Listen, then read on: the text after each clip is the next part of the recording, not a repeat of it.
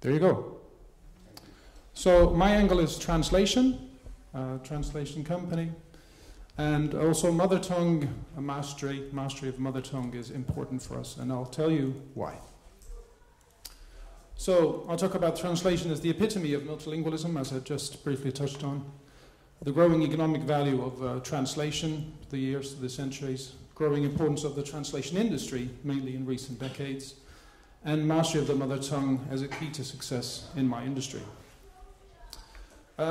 So, translation, the tangible, enduring multilingualism, is recorded. 2 languages recorded at the same time, and sometimes even a lot more languages. Multilingualism has always been considered as something that is a sign of education and a style. Multilingual people have always been admired, especially if you speak a lot of languages. It's always some sort of a, it brings you a special reputation, a special, it's admired.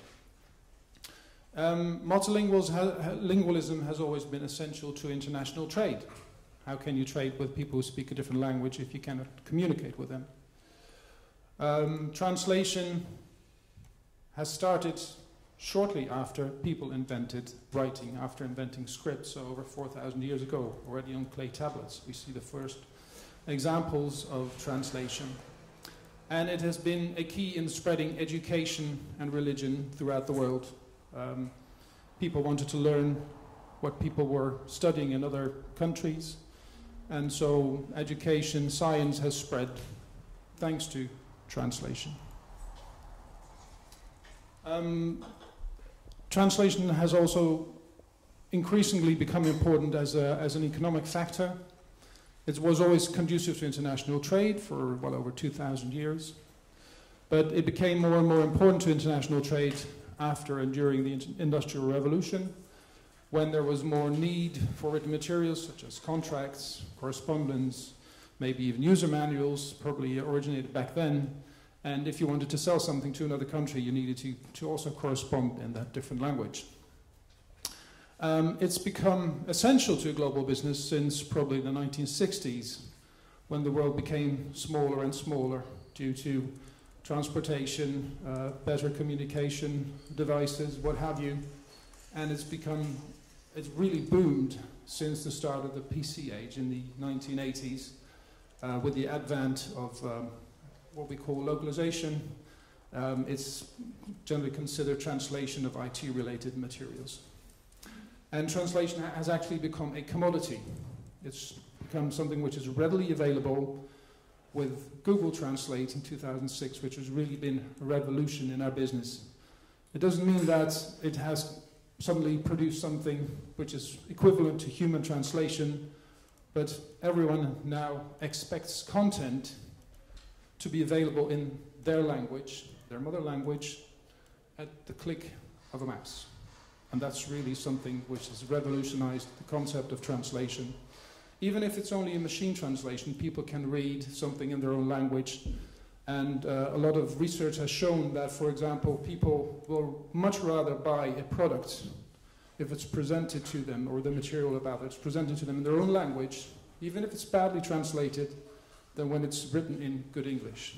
Like 85% people will choose a bad translation in their own language over something which is written well in another language they maybe don't understand as well.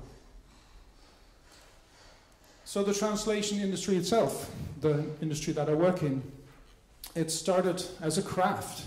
People using quilts or a pen, taking ages to translate a few pages, and there might be 10 people in a room translating a book and taking months to do it.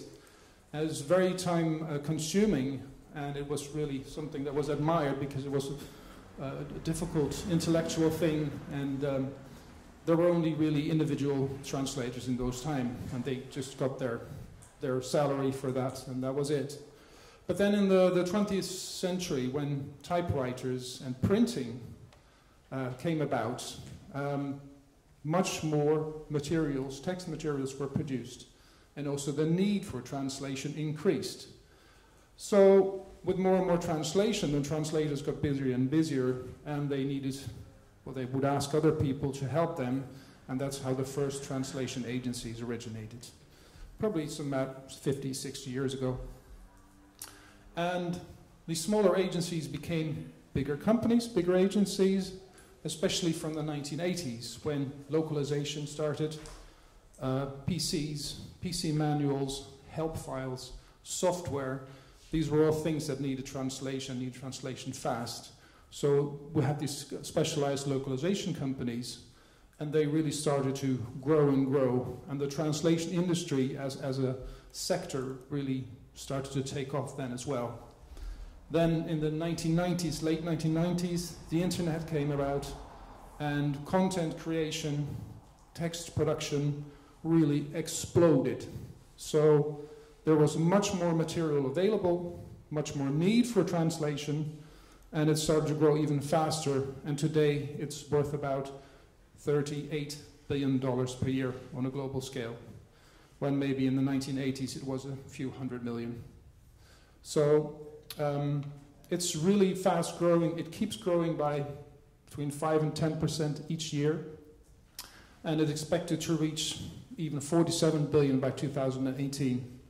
And because there's so much extra content available, Google and others have invented machine translation, because it's impossible to have all of that content translated by humans. So you need technology to support the human translator, and they will always continue to be there. There's a lot of people who say, well, okay, the computers will, rob us of our work, but I don't think that will happen.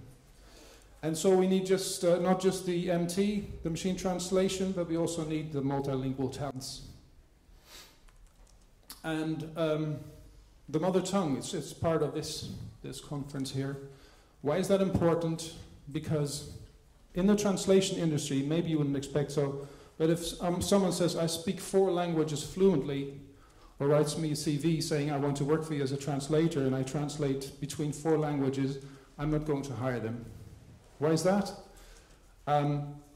We need people who master one language perfectly.